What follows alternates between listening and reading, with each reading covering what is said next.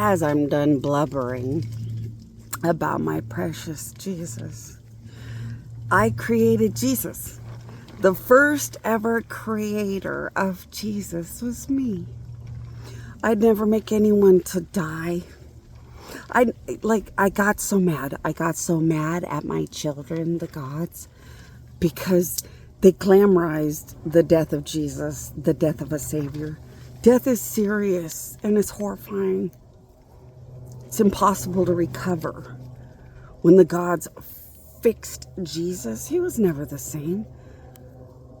Death is not funny. It's not a joke. Gods rebuild death because they have nothing else. And they have no choice. Because nightmares like my son exist. I created my Jesus originally, so he could dance through death as good as anything could, knowing that they'd all sit on his death, meaning everything that's bad, and even good things that were jealous or hateful, because he was the precious, amazing Jesus. As I'm done blubbering like holy moly about it in secret,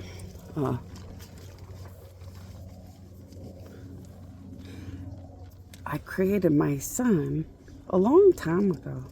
Jesus is actually very, very, very, very old. And Jesus thought that I was helping him to be so great and giant and massive, to die once and still be. The joy that death and life is a massive thing. Life is such a gift and death is such a massive destruction. Suffering is serious. I don't like that churches ever glamorize anything that's not funny. But that's why it belongs to my son, who's murder happy. So I created my Jesus a long time ago. And he was the first creator of wine. Jesus created wine to help in the distraught of existence. God the Father I created originally. He created liquor in the distraught of sadness and sickness and bad things. God and Jesus are stuck at the mercy of an evil God enemy wife that joined with my son that murdered me.